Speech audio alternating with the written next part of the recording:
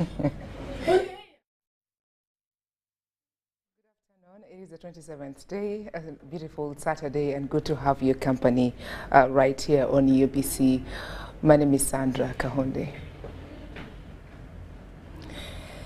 Now, you do apologize for that technical hitch. Now, of course, starting off with the details, once again, my name is Sandrah Kahunde. I will get into our top stories for the day, and I can see we're starting with the head of state. And there was saying the head of state, President Museveni, requesting the people of Kalangala district to consider adding dairy and poultry farming to oil palm growing in order to create more wealth. President Museveni made the remarks during his investment and the wealth creation tour of Kalangala district. The president also expressed gratitude towards the people of Kalangala for embracing his wealth creation gospel, and that he was able to testify to it following his earlier visits to two area residents who have been able to transform their lives through growing oil palm. President Yoweri Museveni has extended his gospel of wealth creation tour to Kalangala district.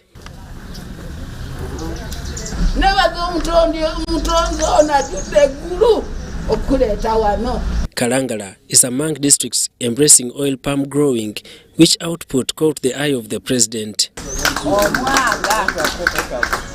Sesanga Deogracious is one of the outstanding oil palm growers with 12 acres, who makes 7 million shillings per acre and over 90 million shillings per year. Sesanga took a tour with the president into his farm. Etuyambye nnyo okutujja mu mbeera gye twalimu eri okuva wansi okutuuka wano wetuli sebo president n'ekirala erinnya Sesanga Deogracious sebo olw'essanyu eringi bakwasi bwe batugenda komona batwaye tuseeyo ku faamu n'ogirako sebo faamu eriko ebinazi twasobola n'okufuna mu binazi omwe tujjamu n'ente eri waggulu.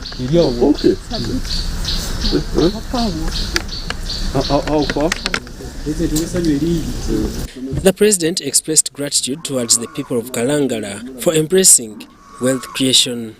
Wano walinga California bolaba obulungi bw'embeera y'obutonde kati ebyo nabyo muleeta ebiteeso bye tusobola okukozesa okwongeramu amaanyi tourism amahoteri biki ndowooza ekigambo ekikulu awo ntambula.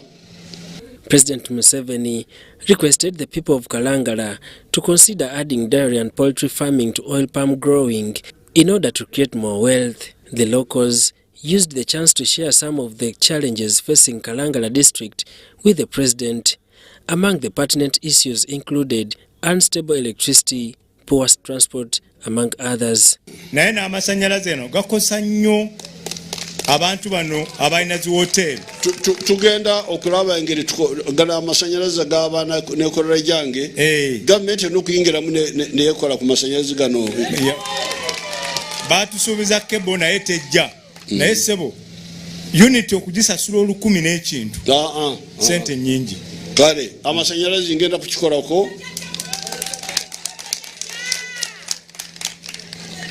Tuleme okulekera abasese kubalekera abasuubuzi bokka.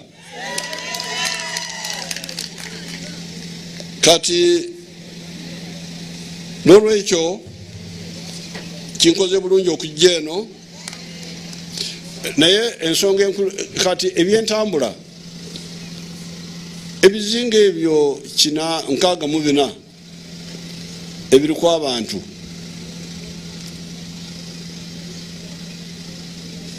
amaato tuyinza kufuna amaato agawerako ebidyeri wano amaato we cannot fail to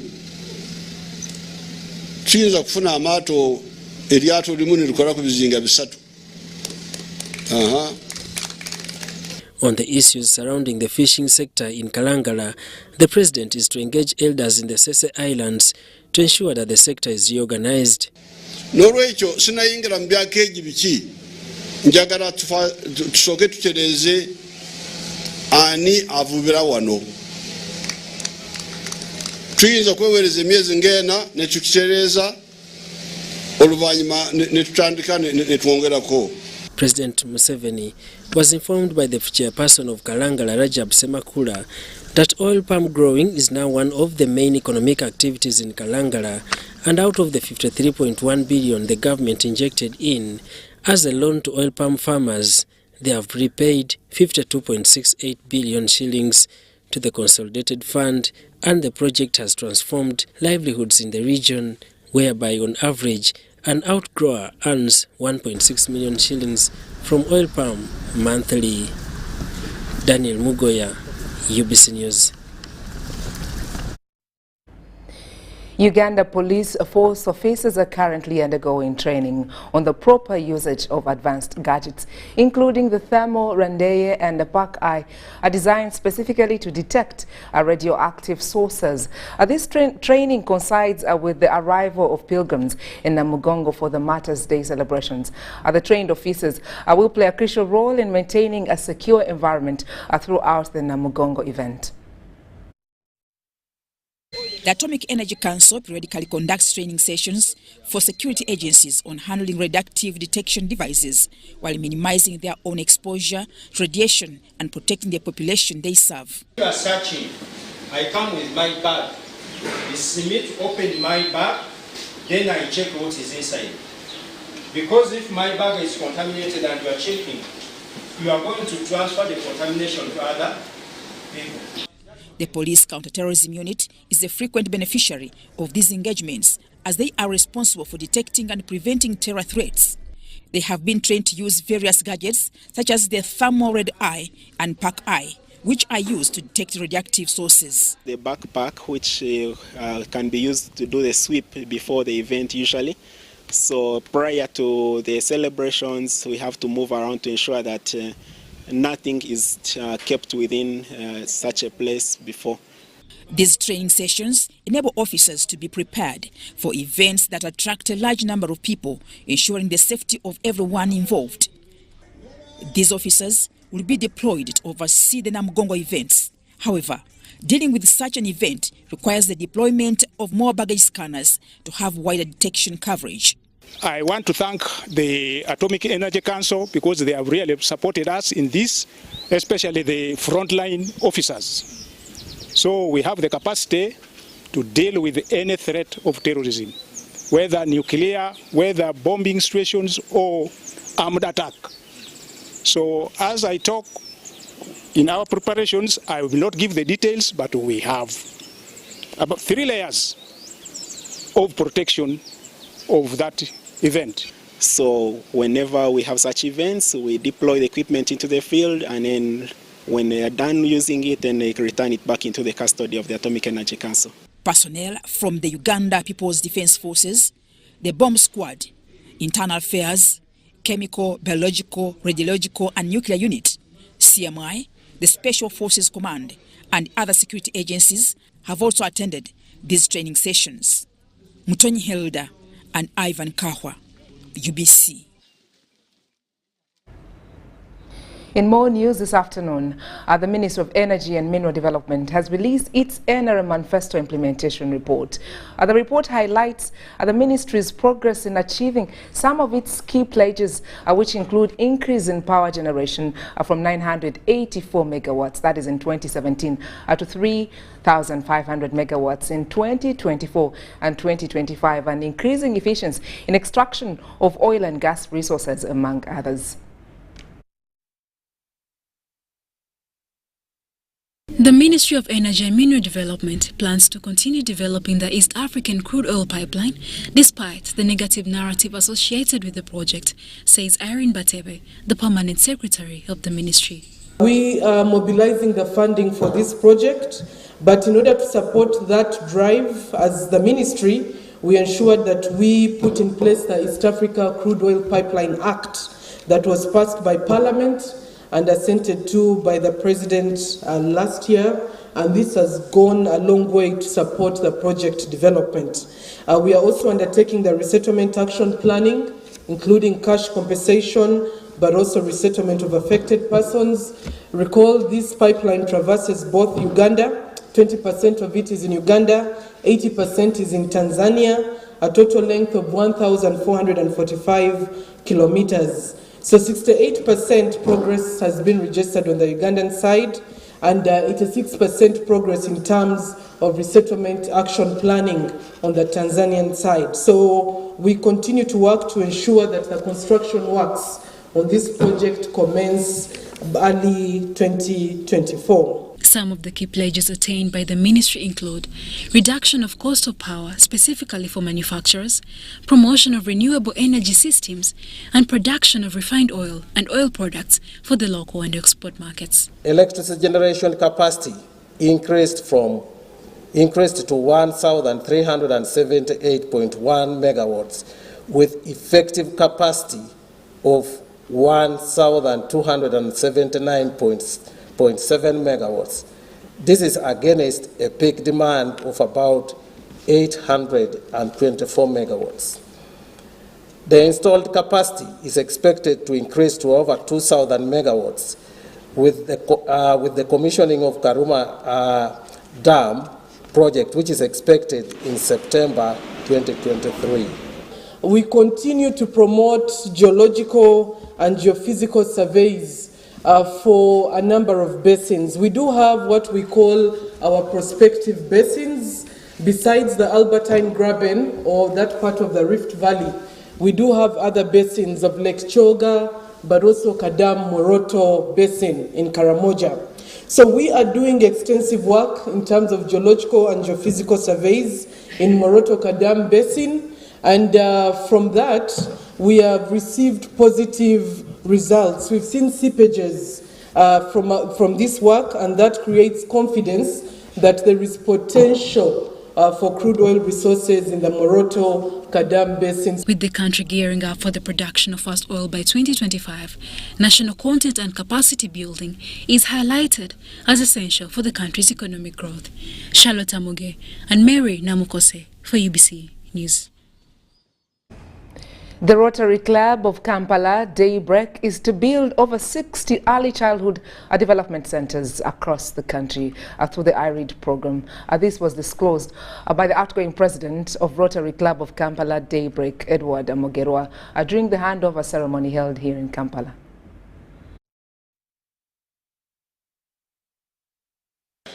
We're going to make sure that the Rotary Club of Kampala, Daybreak, plans to give a firm foundation to the younger generation by establishing early childhood development centers across the country. Rotary Club of Kampala, Daybreak, is to build more 60 early childhood development centers across the country, as the outgoing president Edward Mugera explains. Science tells us that the best years to train a child is from the age of 0 to 6 years. It is said that that's when the brain is formed, is being formed and matures.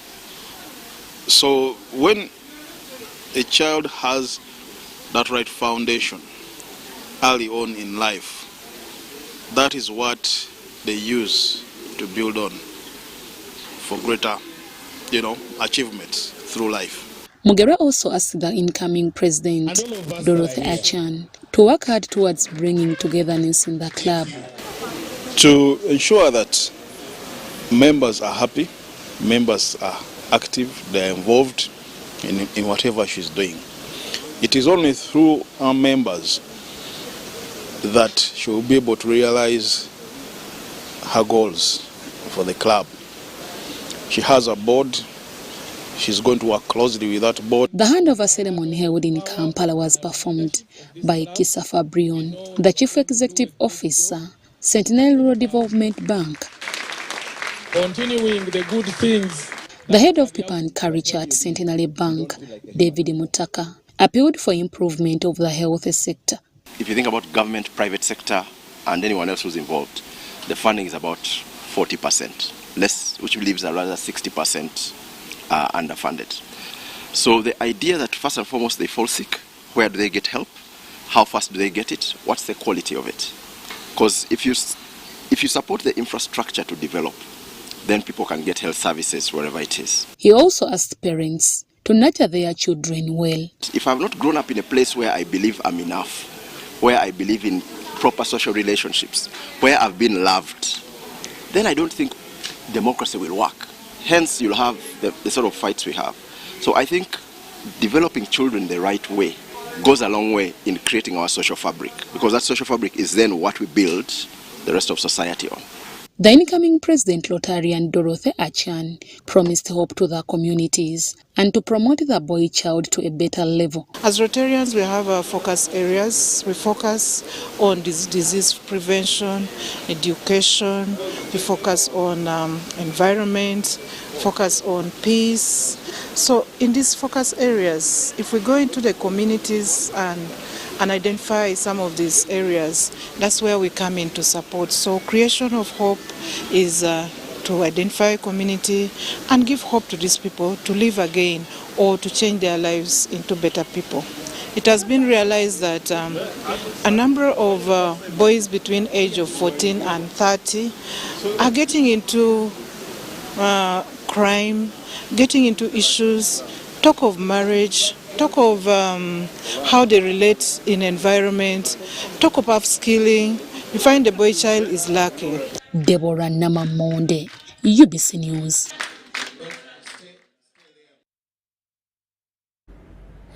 It is slightly over 140 years since a foreign religion was introduced to the Kabaka's court.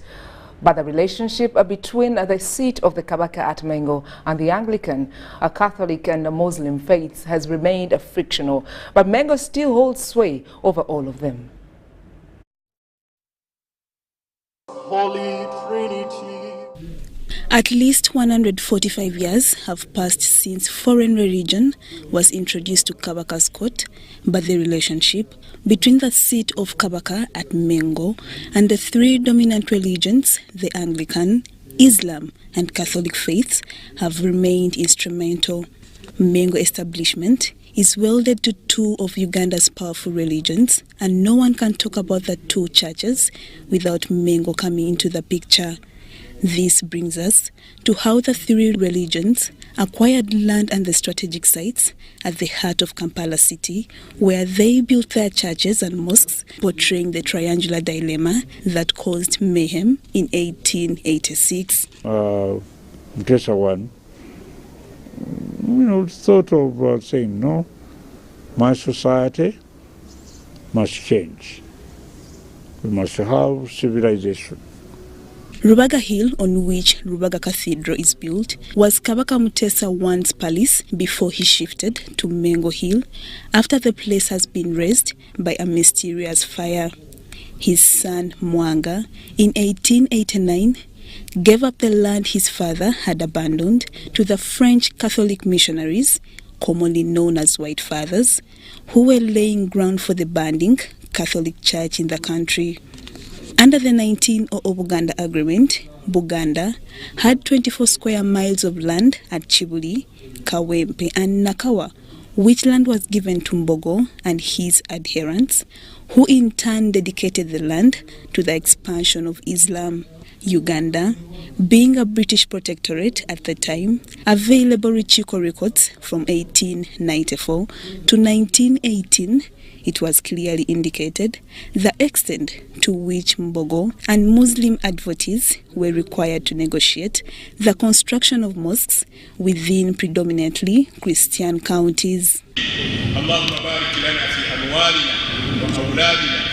However, there are two contradicting theories on how Namirembe Hill, on which the behemoth St. Paul Cathedral is constructed, was dished out to the missionaries.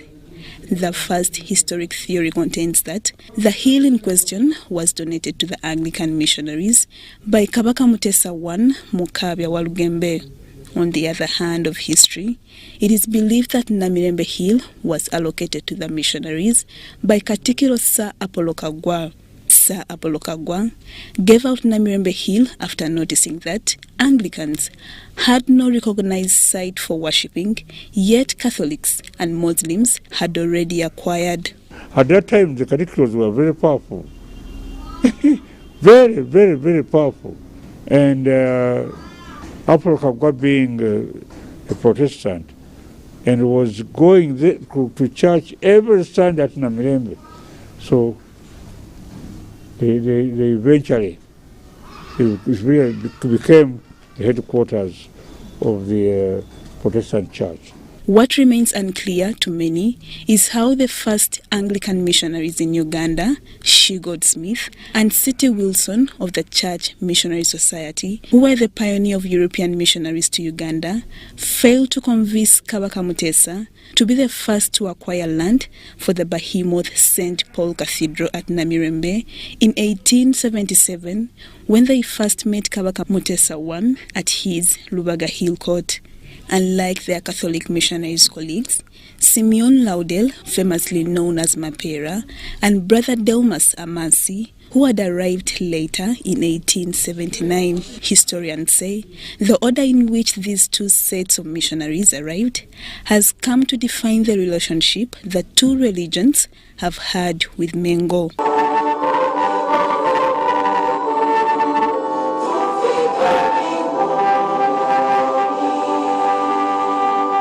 It is believed that, before the allocation of sites, Kabaka Mutesa I knew what kind of teachings his subjects were receiving and was not suspicious. After his subjects had been enlightened with the gospel teachings, knowing and understanding Christianity, started disobeying the Kabaka, and this resulted into religious wars and killings after his death in 1884. And now your the servants, your servants are all against what they don't listen to what you are telling them. That is exactly true. The king at that time ordering their slaughter because of that. Despite Buganda Kingdom allocating all these religious sites, it has distanced itself from influencing the selection of bishops picked for leadership. In the past, except now, now it has died away. The Protestant influencing the leadership at Mengo is no longer there. Owechitiibwa Robert Kasule Sebunya highlights how missionaries built seminars which provided gospel teachings to Africans that were interested in faith leadership. These, upon completion, became cachets, lay leaders and priests in churches and in colonial administrations. The Orthodox faith was the last religion to acquire the Namongona Hill in the 90s, after holding talks between Kabaka Mutesa II and the White Fathers. So they must have negotiated with the Kabaka and gave them Namongona.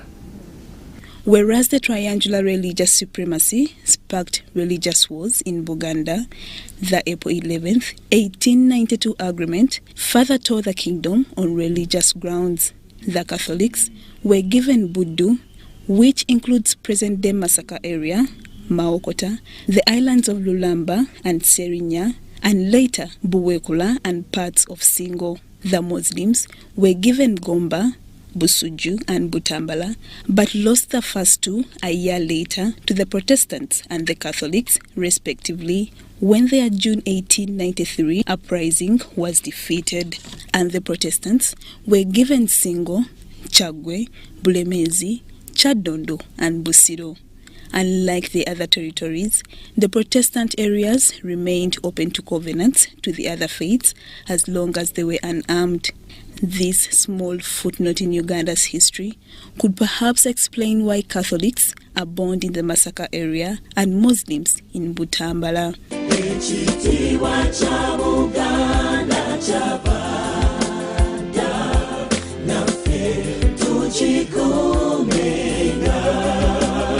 Despite the reality of a triangular power of religious supremacy in Buganda, with Catholics occupying Lubaga Hill as the headquarters, Anglicans occupying Namirembe Hill as their cathedral headquarters, and traditional Muslims occupying Chibuli Hill as the springboard of Islam in Uganda. This triangular religious supremacy defines the current sharing of political power in Uganda, though the Anglicans still hold a strong forfeit on the political governance of the British protectorate in the post-colonial Uganda. Lydia Chomkama, Stephen Kalisa, UBC News. Ebiseera by'okuzaayo abaana mu masomero tebiteekwa kukaluubiriza n'akatono. Eno kusimba nnyiriri mpanvu kano kalipagano ka bidduka. Simanya kuzunga na banka siripsi. Kati osobola okusasula school fees z'omwana wo ate n'okola n'ebirala ntoko ku ssimu ye ey'omu ngalo. Ekikola kyangu nnyo. Nyiga bunyezi *165*8 ogoberera ebikulagiriddwa oba okozese app ya MTN Momo. Ate kati okola ki olwaleero? MTN Mobile Money Uganda Limited erungamizibwa banka enkulu ya Uganda. This isn't just a girl. She is the future. This is a teacher, a doctor, a community leader, our future president. She is our family's pride, and as her father, I will protect her from child marriage and talk to her about the dangers of teenage pregnancy. We each have a role to play in empowering our teenage girls to protect them from child marriage and pregnancy, because when we empower them, we empower our nation. Protect the girl, save the nation. Take action. Report any case of defilement or child marriage to the police or call Sauti 116.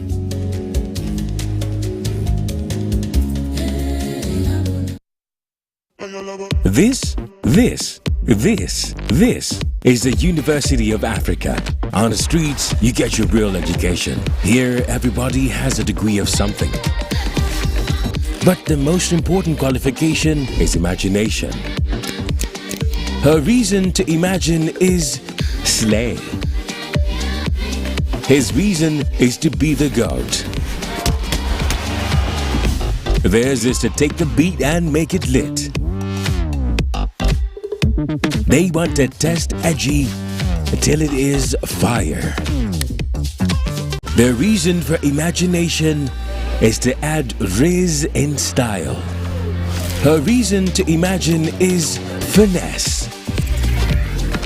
And hers is to find what's new and bussin'.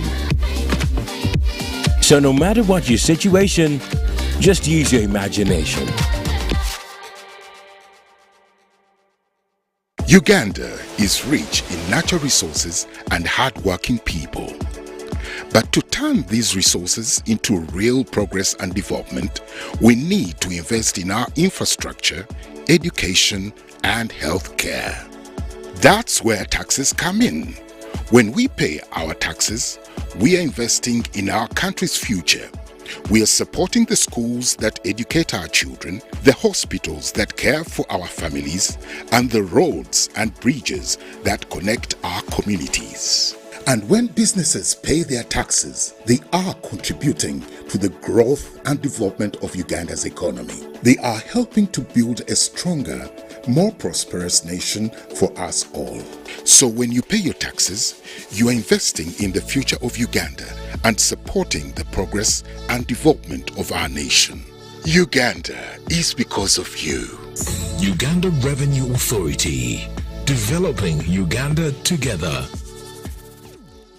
Glow as you are with the new Spark 10 series smartphone from Airtel in partnership with Tecno. Own the timelines with picture-perfect selfies using the 32-megapixel selfie camera, 256GB storage, G88 gaming processor. The Spark 10 smartphone comes with free 3GB from Airtel, so you can stay connected to a world of possibilities. Dial *100*5# to enjoy free data. Airtel, a reason to imagine. In partnership with Tecno.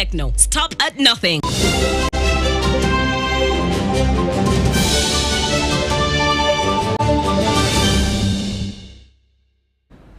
Welcome back. Good to know you're still watching and following this newscast. Now, a look at another update we can't leave out. Boyogere division officials were summoned after residents attempted to strike and break into the office of the area chairman to meet the head of the Uganda Railways. These residents of Chireku Boyogere division, who are currently staying on the railway land, are disgruntled over the directive to evacuate Uganda railway land. The meeting to clarify the matter was cancelled, leading to the pandemonium. A local council leader has escaped lynching from enraged residents over threats to chase them away from railways land in Chireku, Boyogerere, Chira Town Council. Hamis Kagezi took off when the disgruntled mob threatened to lynch him. Residents objected to the encroachment of their land that was not in the initial plan.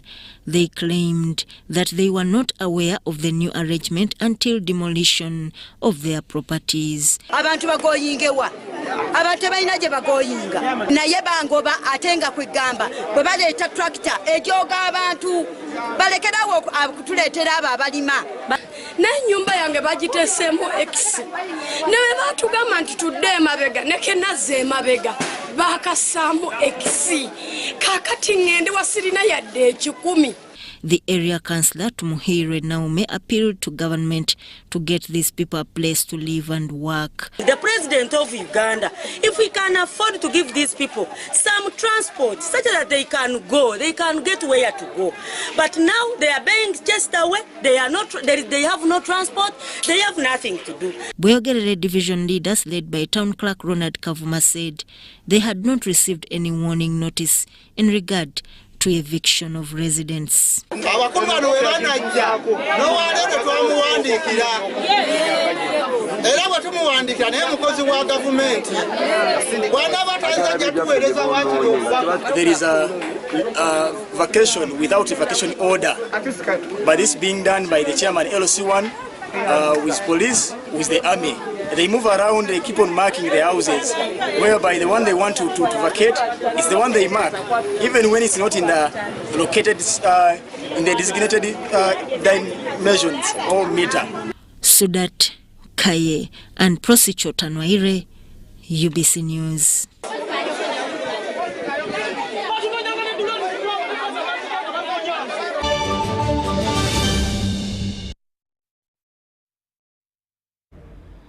Well, that's all we had time for this particular newscast that came your way this 27th day of May 2023. Thank you so much for being a part of it. Have a beautiful Saturday afternoon.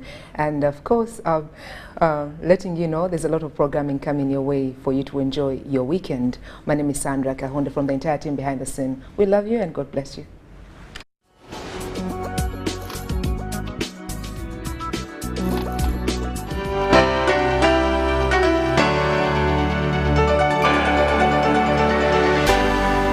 UBC, inspiring Uganda. Jerry con. Jerry con. Hey, Master Blaster. Touch him, man. Bang Jerry con with muscle. Those ones who say go for you only.